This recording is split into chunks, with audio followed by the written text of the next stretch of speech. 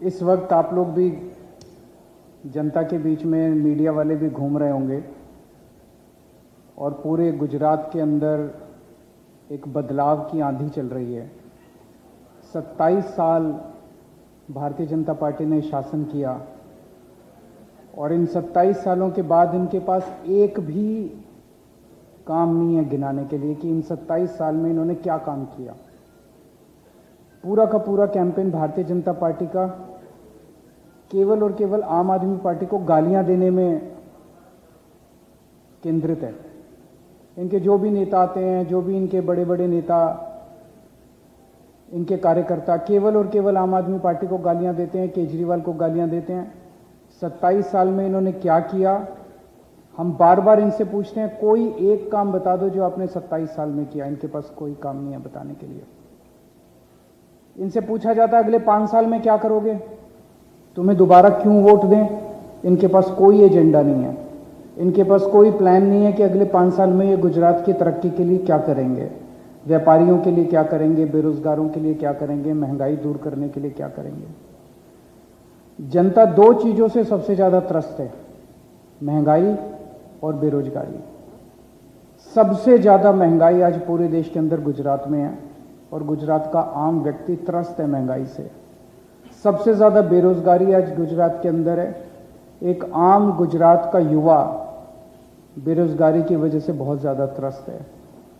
ऐसे में लोगों के अंदर अपने आप चर्चा है कि दिल्ली के अंदर आम आदमी पार्टी ने खूब काम किया, अब पंजाब के अंदर खूब काम कर रही है, महंगाई से राहत दिलाती है आम आदमी पार्टी, बिजली मुफ्त कर देती है, शिक्षा अच्छी करती है, शिक्षा पे पैसे बचने लगते हैं, सबका इलाज मुफ्त कराते हैं, इलाज पे पैसे बचने लगते हैं, महिलाओं को 1-1 हज़ार रुपये महीना देंगे, बेरोजगारों को रोजगार देंगे। ये सारी बातें अपने आप फैल चुकी हैं पूरे गुजरात में। तो लोग बदलाव चाहते हैं, लोग महंगाई और बेरोजगारी से राहत चाहते हैं, जिसका एजेंडा आम आदमी को दिया है। इन्होंने 1 साल पहले अपने मुख्यमंत्री बदल दिए। पहले विजय रूपानी साहब थे, उनको बदल के भूपेंद्र पटेल साहब को ले आए। क्यों? इसका मतलब ये मानते हैं कि विजय रूपानी में कुछ गड़बड़ थी, कुछ कमी थी, पता नहीं, वो भ्रष्ट थे इसलिए हटाया गया, वो इनएफिशिएंट थे इसलिए हटाया गया, किस लिए हटाया गया, लेकिन 1 साल पहले उन्हें हटा दिया गया। और उसके पहले जब विजय रूपानी साहब को लाया गया था तो जनता से नहीं पूछा गया, अपने आप ही ये दिल्ली में बैठ के मुख्यमंत्री बदलते रहते हैं, दिल्ली में बैठ के अरे गुजरात के लोगों ने, हम लोग जनतंत्र में रहते हैं, जनतंत्र में जनता तय करती है कि मुख्यमंत्री कौन होगा। आपने जनता से तो पूछा ही नहीं कि विजय रूपानी मुख्यमंत्री बनेंगे 2016 में, और फिर 2021 में आपने पूछा ही नहीं कि विजय रूपानी जी को हटाएं कि ना हटाएं। आपने पूछा ही नहीं कि भूपेंद्र पटेल को हटाएं कि किसी और को बनाएं, भूपेंद्र पटेल को बनाएं कि किसी और को। हम ऐसे नहीं करते, हमारी आम आदमी पार्टी में हम ऐसे नहीं करते। हम जनता से पूछ के तय करते हैं कि आप किसे मुख्यमंत्री बनाना चाहते हैं। आप लोगों को याद होगा जब पंजाब के चुनाव हुए थे, हमने जनता से पूछा था कि अगला मुख्यमंत्री कौन होना चाहिए, और बड़े भारी बहुमत से जनता ने भगवंत मान साहब का नाम दिया था कि भगवंत मान को हम मुख्यमंत्री देखना चाहते हैं, और जनता की इच्छा के अनुसार हमने भगवंत मान साहब का नाम अनाउंस किया था। अब पूरे गुजरात के अंदर माहौल ये बन चुका है कि आम आदमी पार्टी की सरकार आ रही है, बदलाव होने जा रहा है, आम आदमी पार्टी की सरकार आ रही है। तो आम आदमी पार्टी की सरकार अगर आ रही है तो जो भी हमारा सीएम कैंडिडेट होगा वो गुजरात का नेक्स्ट सीएम होगा। तो आज हम गुजरात की जनता से पूछना चाहते हैं कि आप बताइए कि गुजरात का अगला सीएम कौन होना चाहिए। हम इसके लिए आज जनता की राय जानने के लिए एक नंबर जारी कर रहे हैं, 6357 000 360, 6357 000 360, 63 57 00 0360। इसके ऊपर आप एसएमएस कर सकते हैं, इस पे आप व्हाट्सएप मैसेज भेज सकते हैं, इस पे आप वॉइस मैसेज छोड़ सकते हैं। और एक ईमेल जारी कर रहे हैं आपनो CM AAPNOCM@gmail.com, apnocm@gmail.com। तो 4 तरह से आप हमें अपना चॉइस दे सकते हैं, SMS करके, व्हाट्सएप करके, वॉइस मैसेज से या ईमेल से। ये नंबर अभी चालू है, इस पे ईमेल आईडी पे ईमेल कर सकते हैं। 3 तारीख की शाम को 5 बजे तक ये चालू रहेगा और 4 तारीख को जो भी नतीजे आएंगे हम गुजरात के लोगों के सामने रखेंगे कि गुजरात के लोग अपना अगला CM किसे बनाना चाहते हैं। मैं भगवंत मान जी से निवेदन करूंगा कि बहुत बहुत धन्यवाद। आम आदमी पार्टी के नेशनल कन्वीनर अरविंद केजरीवाल जी, गुजरात के हमारे प्रधान साहब और गुजरात का जो media, social media, print media, electronic media, जिस भी मंच को आप रिप्रेजेंट करते हो, आपका स्वागत है। हम लोग गुजरात में जब से आने लगे हैं, हर सभा में हमें ये लगता है शायद ये रिकॉर्ड है इकट्ठ होने का, लोगों के आने का, ये रिकॉर्ड हुआ, इससे ज़्यादा तो क्या होंगे। लेकिन उसी दिन शाम वाली जनसभा में दोपहर वाला रिकॉर्ड टूट जाता है। लोग अपने आप बाहर आ रहे हैं, ये तब्दीली के संकेत होते हैं। मैंने पंजाब में ये देखा है आंखों से कि लोग अपने आप बाहर आते थे, अपने बच्चों के साथ बाहर आते थे। यहाँ हमारा रूट बनता था, जाना है, अभी जाना 30 किलोमीटर है, लेकिन जो छोटे छोटे कस्बे उस 30 किलोमीटर में रास्ते में थे, वहाँ लोग लाइन बना के सड़क के दोनों तरफ खड़े होते थे। ये तब्दीली का संकेत है, खुद लोगों का चल कर आना। और बाकी कोई लालच देकर या कोई पैसे देकर लाना वो अलग बात है, वो लोग जो हैं वो वोट नहीं करते। लेकिन जब हम अनाउंस करते हैं कोई भी उनका मसला, तब वो अपने आप तालियां बजाते हैं। जब हम कहते हैं कि 300 यूनिट बिजली फ्री हो जाएगी, तो हाथ ऊपर करके ताली बजाते हैं। इसका मतलब बिजली बहुत बड़ा मसला है यहाँ का। जब हम कहते हैं पेपर फूटते हैं यहाँ, पेपर नहीं फूटने देंगे, तब युवा लोग जो हैं उनकी आंखों में नमी होती है, क्योंकि युवाओं को का दिल टूट जाता है जब इतना देर पढ़ाई की और पता चला एक दिन पहले पेपर फूट गया और बड़े बड़े लोग, रिश्तेदार, नेताओं के, वो उस पेपर में पास हो गए और आम लोग रह गए। तो जब हम कहते हैं कि भ्रष्टाचार खत्म हो जाएगा, तो लोग कहते हैं अच्छा जी। जब हम कहते हैं कि आपका इलाज फ्री होगा, स्कूल बहुत अच्छे हो जाएंगे, शानदार, तो इसका मतलब ये है कि लोग जो गुजरात के, वो उन्हीं बातों से पीड़ित हैं जिन्हीं बातों से पहले दिल्ली के लोग पीड़ित थे, पंजाब के पीड़ित थे। बिजली फ्री करना कोई रॉकेट साइंस नहीं है।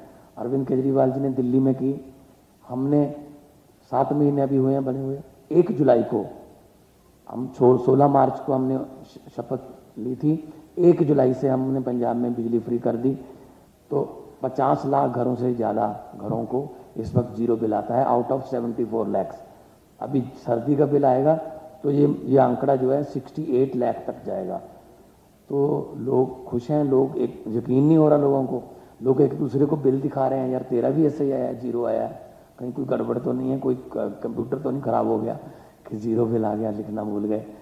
तो करप्शन के लिए, जो करप्शन करते हैं उनको पकड़ने के लिए हमने हेल्पलाइन जारी की, 200 से ज़्यादा लोगों को हमने पकड़ के जेल में डाला। विधायकों की हमने पेंशन बंद कर दी, हमने ओल्ड पेंशन स्कीम लागू कर दी सरकारी मुलाजिम के लिए। बहुत बड़ी मांग थी, बहुत बड़ी मांग थी ये। हमने DA की 6% किस्त उनको दी, हमने 20,000 नौकरियां दे दी। ये मैं सिर्फ और सिर्फ 7 महीने की बात कर रहा हूँ। नीयत साफ हो तो सब कुछ हो सकता है, ये गुजरात में भी हो सकता है। तो हम जब भी गुजरात में जाते हैं, लोग कहते हैं जी हमें इनसे हमारा पीछा छुड़वा दो। हम कहते हैं जी आप इन लोगों ने छुड़वाना है पीछा। तो जब भी एक मुझे गुजरात का एक लड़का मिला, मैंने कहा गुजरात वक्त के लोग, सच बताना गुजरात के लोग क्या चाहते हैं? वो कहता है जी गुजरात के लोग चेंज चाहते हैं, परिवर्तन चाहते हैं, चेंज चाहते हैं। मैंने कहा चेंज कौन है फिर? कहते जी आम आदमी पार्टी। मैंने कहा कांग्रेस नहीं चेंज? कहते नहीं जी कांग्रेस चेंज नहीं, कांग्रेस अब एक्सचेंज बन चुकी है। वो तो मतलब कभी इधर चले गए कभी उधर चले गए। 20 से ज़्यादा जो 77 में से जीते हुए थे वो बीजेपी में हैं, तो लोग यकीन कैसे करें कि इनको वोट देंगे और ये यहीं रहेंगे? कम से कम अपने स्टैंड पे तो रहो, साइकिल का भी कोई स्टैंड होता है। तो वो कांग्रेस तो इस बार इलेक्शन भी नहीं लड़ रही, वो तो उधर ही घूम रहे हैं कहीं। तो जो जिम्मेदारी लोग हमें देना चाहते हैं वो लोगों की आंखों में हमें समझ आ रही है, और लोगों का इतनी भारी गिनती में अपने आप चले आना बहुत ज़्यादा हम तब्दीली के संकेत हैं। हमारा हौसला बढ़ता है, और हमारे बहुत से कार्यकर्ता गांव से आके हमें रिपोर्ट देते हैं कि इस चीज़ की कमी है, इस चीज़ की, जैसा कि अरविंद केजरीवाल जी ने बोला कि सिर्फ मुख्यमंत्री ही या हम लोगों से पूछ के नहीं बनाते, हम बजट भी लोगों से पूछ के बनाते हैं, हम इंडस्ट्रियल पॉलिसी भी व्यापारियों से पूछ कर बनाते हैं, हम एग्रीकल्चर पॉलिसी किसानों को पूछ के बनाते हैं, हम रोजगार पॉलिसी बेरोजगारों से पूछ के बनाते हैं। तो यही असली लोकतंत्र है। तो इन्होंने तो लूटने का रिकॉर्ड तोड़ रखा है, जहां मर्जी चले जाओ लूट लिया बेच दिया, लूट लिया बेच दिया। नदी के घाट पर अगर ये राजनीतिक लोग बस जाएं, नदी के घाट पर अगर ये राजनीतिक लोग बस जाएं तो प्यासे होंठ भी 2 बूंद पानी के लिए तरस जाएं। गनीमत है कि मौसम पर हुकूमत चल नहीं सकती, वरना सारे के सारे बादल भी इनके खेतों में बरस जाएं। तो हम इक्वलिटी की बात करते हैं, एक आदमी कामयाब हो दूसरा कामयाब ना हो उसको कामयाबी नहीं कहते। पूरा समाज कामयाब होगा तो पूरा गुजरात कामयाब होगा, पूरा देश कामयाब होगा। Thank you. मैं गोपाल जी से निवेदन करूंगा कि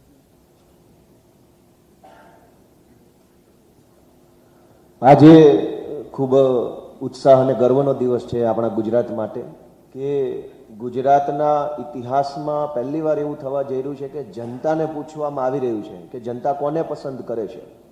અત્યાર સુધી તો મનમરજી પડે અને આપણી ઉપર થોપી બેસાડવામાં આવ્યા છે। ઘડીક આ વ્યક્તિને બેસાડી દેવામાં આવે અને એની ઉજવણી ચાલુ હોય ત્યાં એને હટાવીને બીજાને બેસાડી દેવામાં આવે, અને આવું થવાના કારણે કોઈ એક સ્ટેબલ મુખ્યમંત્રી નહીં હોવાના કારણે, जनतानी पसंदनो मुख्यमंत्री नहीं होवाना कारणे गुजराते घणुं बधुं भोगववुं पड़े छे। भ्रष्टाचार होय, पेपर फूटवानी घटना होय, मोंघवारी होय, बेरोजगारी होय, ए बधुं एटला माटे थई रह्युं छे के गमे ते माणस गमे त्यारे मुख्यमंत्री बनी जाय। जे माणस मुख्यमंत्री बने एनुं कंई चाले नहीं, प्रदेशना प्रमुखो सरकारो चलावे। आ बधी जे छे अस्थिरताओ एने स्थिर करवा माटेनो उपाय जनता पासे छे। गुजरातनी जनता ज्यारे पोताना दिलथी पोतानो मुख्यमंत्री नक्की करशे, ए मुख्यमंत्री ने गांधीनगर सुधी पहोंचाडशे, त्यारे एक स्थिर और ईमानदार सरकार बनशे एवुं आम आदमी पार्टी माने छे। हूँ अमारा राष्ट्रीय कन्वीनर माननीय अरविंद केजरीवाल जी, अमारा राष्ट्रीय नेता माननीय भगवंत मान साहेबनो आभार मानु छुं कि एमणे गुजरातने आवो सरस मजानो एक विकल्प आप्यो छे। राजकीय विकल्प आम आदमी पार्टी तरीके तो मळ्यो ज छे, पण गुजरातनी जे शासन व्यवस्था है एने कोण लीड करशे ए नक्की करवानी पण एक व्यवस्था पूरी पाड़ी है। ए आपणा बधा माटे गुजरातीओ माटे गर्वनी बाबत छे। हूँ फरी एक वखत गुजराती में आ जे व्यवस्था है एनो उल्लेख करी दऊं छुं।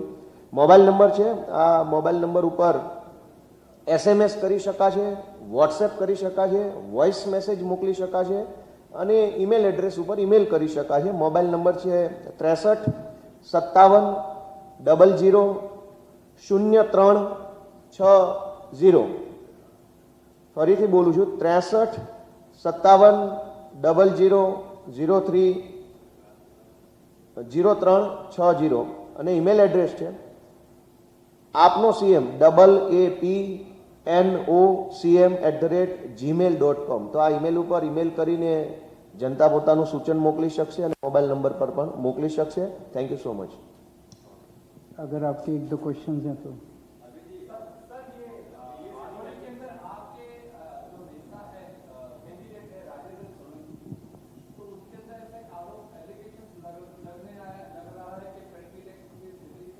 गलत है। और ये मैंने भी अखबार में पढ़ा कि उन्होंने कोई ऐसा स्टेटमेंट उन्होंने कोई ऐसा स्टेटमेंट दिया, उन्होंने कोई स्टेटमेंट दिया, हमारा उससे कोई लेना देना नहीं है। Let them probe. एक चीज़ सोचिए, अगर हमारा उस पैसे से कुछ लेना देना होता, आज केजरीवाल यहाँ नहीं बैठा होता, ये पकड़ के मेरे को जेल में डाल देते। वो ढूंढ रहे हैं मेरे खिलाफ कुछ मिल जाए। वो तो अभी 1 महीना बचा, आप देखना कितने आरोप लगेंगे। वो क्या पहले कह रहे थे मनीष जी ने कोई शराब घोटाला कर दिया, फिर गिरफ्तार क्यों नहीं कर रहे, जेल में क्यों नहीं डाल रहे मनीष सिसोदिया को?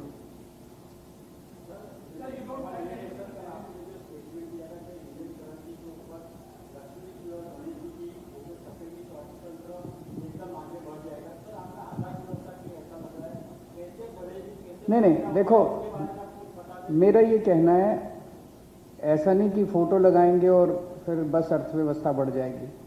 मैंने बार बार ये बोला, मैंने जो चिट्ठी भी लिखी, मैंने कहा एक तो सही नीतियां चाहिए सरकार की, देश के अंदर एग्रीकल्चर के सेक्टर में, इंडस्ट्री के सेक्टर में, इंफ्रास्ट्रक्चर के सेक्टर में, हर सेक्टर में सही नीतियां चाहिए। दूसरा, कड़ी मेहनत चाहिए, बहुत मेहनत करनी पड़ेगी, हम सबको मिलकर पूरे देश को मेहनत करनी होगी। और तीसरा, ये सारी चीजें बिना भगवान के आशीर्वाद के इनका फल नहीं मिलता। हम भी अपने घर में पूजा करते हैं भगवान की, उसका मतलब ये नहीं कि भगवान की पूजा करके फिर जाके सो जाते हैं, फिर हम दफ्तर जाते हैं, दफ्तर में काम करते हैं, मेहनत करते हैं, अपना अपना श्रम करते हैं। तो श्रम तभी फलीभूत होता है जब भगवान का आशीर्वाद मिलता है। तो अगर हम नोट के ऊपर लक्ष्मी गणेश जी की तस्वीर रखेंगे तो प्रभु का आशीर्वाद मिलेगा। कुछ लोग इसको डिस्टॉर्ट करके कह रहे हैं कि केजरीवाल कह रहा है कि बस करने से अर्थव्यवस्था बदल जाएगी। ये इस तरह से इसको करना गलत बात है। जिस भावना से ये कहा गया उसी भावना से इसको लेना चाहिए। अच्छे भाव से मैंने कहा है कि भाई अपने को एक तरफ भगवान का आशीर्वाद लेना है लेकिन कड़ी मेहनत करनी है।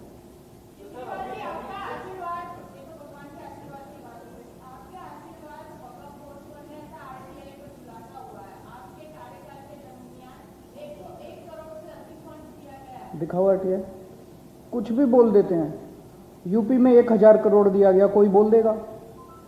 ये लोग कुछ भी, अभी तो देखना क्या क्या बोलेंगे, अभी 1 महीना बाकी है। लेकिन ये जितने आरोप लगा रहे हैं ये बड़ा सुखद है।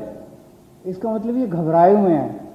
भारतीय जनता पार्टी आज केवल और केवल आम आदमी पार्टी से घबराती है, कांग्रेस से नहीं घबराती वो। और आम आदमी पार्टी से क्यों घबराती है? क्योंकि जनता हमारे साथ है। हम जनता के मुद्दों की बात करते हैं। हम कहते हैं हम आपकी बिजली फ्री कर देंगे, हम आपके बच्चों की शिक्षा अच्छी कर देंगे, हम आपके घर में कोई इलाज नहीं होगा इलाज कर देंगे, इलाज करवाएंगे। हम उन मुद्दों की बात करते हैं। अभी तो देखना 1 महीने में क्या क्या क्या क्या लेके आएंगे। नहीं, 1 रुपया नहीं, जो वक्फ की प्रॉपर्टी होती है गुजरात में भी होगा, एक सेंट्रल एक्ट है ये, हमारा कोई दिल्ली का एक्ट नहीं है। यूपी में भी वक्फ की प्रॉपर्टी, यूपी के अंदर आप यूपी में आरटीआई डाल के निकालिए, मध्य प्रदेश के अंदर वक्फ की प्रॉपर्टी की जो जमीनें या प्रॉपर्टी होती है उससे जो इनकम आती है वो वक्फ की इनकम होती है। उस वक्फ की इनकम को अलग अलग स्टेट्स के अंदर अलग अलग तरीके से इस्तेमाल किया जाता है। वो तो वक्फ के लोग बताएंगे कि उन्होंने अपनी वक्फ की इनकम को कैसे इस्तेमाल किया। और अगर आप निष्पक्ष तौर पे जानना चाहते हैं, मैंने एक दिन देखा था उत्तर प्रदेश के अंदर हमसे ज्यादा खर्चा किया गया, मध्य प्रदेश के अंदर हमसे ज्यादा खर्चा किया गया। थोड़ा सा एक कंपैरेटिव स्टडी करके देखिए।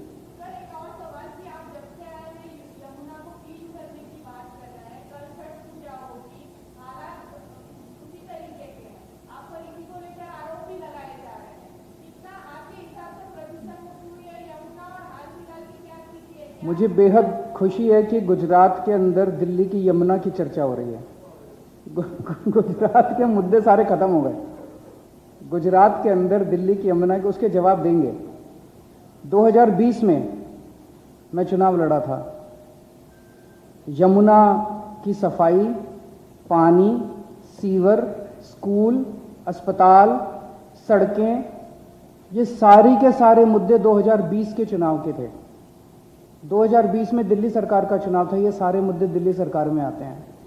मैंने दिल्ली के लोगों को कहा था कि 5 साल दे दो, 2025 में दोबारा तुम्हारे पास आऊंगा और 2025 तक यमुना साफ कर दूंगा।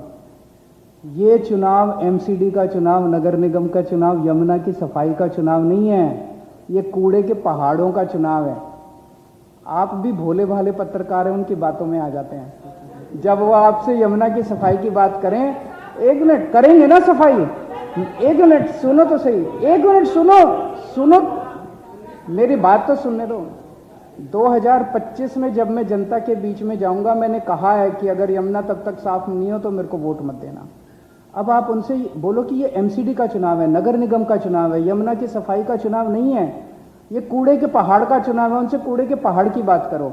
छठ पूजा की आपने बात की, हर साल छठ पूजा मनाते हैं, ये पहली बार छठ पूजा थोड़ी मन रही है, हर साल मनाते हैं छठ पूजा, यमुना के घाट पे मनाते हैं, सफाई होती है, इस बार भी मनाएंगे, धूमधाम से मनाएंगे। पर मेरा ये सुझाव है, थोड़ा गुजरात की भी बात कर लेते हैं, दिल्ली की बात दिल्ली में करेंगे।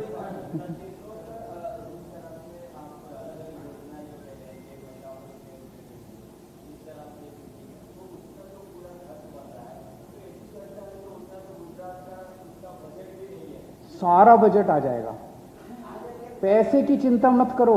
दिल्ली में हमारी सरकार बनने के पहले पैसा नहीं था, कहते थे पैसा नहीं है, पैसा नहीं है, पैसा नहीं है, दिल्ली सरकार घाटे। हमने तो घाटे में नहीं, दिल्ली सरकार तो अब फायदे में चल रही है और सब कुछ फ्री दे रहे हैं। पहले कहते थे पंजाब सरकार घाटे में, पंजाब सरकार घाटे में, पंजाब सरकार, हमने तो आते ही बिजली फ्री कर दी, 20,000 सरकारी नौकरियां निकाल दी, कच्चे टीचर्स को पक्का कर दिया, कितने सारे काम कर रहे हैं। हम तो निरोते की पैसा नहीं, कहाँ जा रहा है सारा पैसा? 2.5 लाख करोड़ रुपए का गुजरात का बजट। ये कहते हैं कि फ्री देने से घाटा हो जाएगा, अभी तो ये कोई कुछ भी फ्री नहीं दे रहे। अगर ये कुछ भी फ्री नहीं दे रहे तो 3.5 लाख करोड़ का घाटा कैसे चढ़ गया इन लोगों के ऊपर? सारा पैसा खा गए ये लोग। मेरे को कल आप ही लोगों में से किसी ने बताया, एक एमएलए है जिसका पहले 2,000 रुपए महीने की कमाई थी एमएलए, अब 20,000 करोड़ का मालिक है। हम पैसा नहीं खाते, हम ईमानदारी से काम करते हैं। एक मिनट,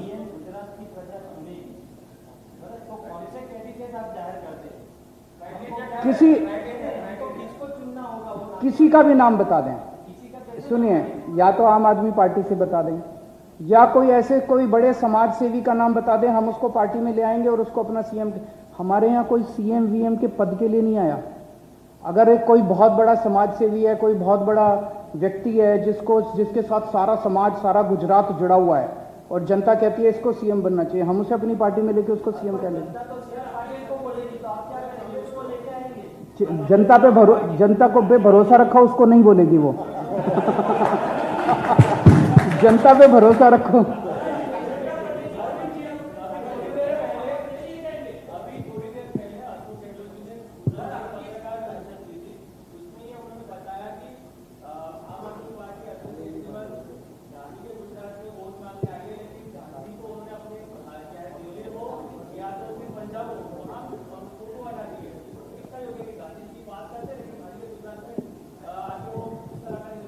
नहीं देखो, हमने राहुल गांधी की कभी ना फोटो लगाई थी और ना कभी राहुल गांधी की फोटो लगाएंगे। गांधी जी की फोटो आज भी मेरे दफ्तर के अंदर है, सीएम ऑफिस में पहले भी थी, अभी भी है। इनके दफ्तर में आज भी है, पहले भी थी, अभी भी है। अशोक गहलोत जी को बोलो कि आपने पिछली बार जितने कैंडिडेट खड़े किए थे उसमें से कितने बिक गए, कितने बाकी हैं, कितने चुनाव के पहले बिकेंगे और कितने चुनाव के बाद जाएंगे। वो क्या गारंटी देते हैं कि जनता उनको वोट क्यों दे, उनके कैंडिडेट उनके पास रहेंगे कि नहीं रहेंगे, उनके पास अगले 5 साल का क्या एजेंडा है। केजरीवाल को गाली देने से गुजरात के लोगों का भला होगा क्या? केजरीवाल ने इसकी फोटो नहीं लगाई, उसकी फोटो क्यों लगाई, केजरीवाल ने आज लाल शर्ट क्यों पहनी, पीली शर्ट क्यों नहीं पहनी, इससे गुजरात के लोगों का भला नहीं होने वाला। गुजरात की बात करो ना, इसीलिए तो उनको कोई वोट नहीं देता, इधर उधर की बात करते हैं वो। सारे केस, जितने आंदोलनकारी हैं, पाटीदार आंदोलन से जितने लोग थे सारे केस वापस लेंगे, किसान आंदोलन के जितने लोग थे सारे केस वापस लेंगे, दलित आंदोलन के ऊपर जितने केस लगे हुए हैं सारे केस वापस लेंगे। कर्मचारियों ने खूब आंदोलन किए हैं, आंगनवाड़ी वर्कर, आशा वर्कर, वीसी, सरपंच, इनके ऊपर जितने केस लगे हुए हैं, जितने आंदोलन हुए हैं 27 साल में, जितने केस लगे हैं सब वापस लेंगे।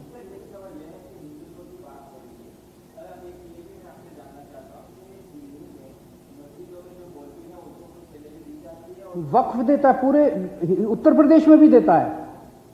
आप जरा चेक करिए, मध्य प्रदेश में भी देता है, हमसे ज्यादा तनख्वाह मिलती है। जो अभी सिस्टम है बस वही होगा, और कुछ नहीं होगा, और कुछ नहीं होगा।